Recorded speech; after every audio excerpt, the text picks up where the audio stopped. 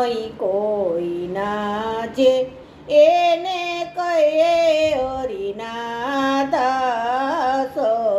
રે દોષ ને અવગુણ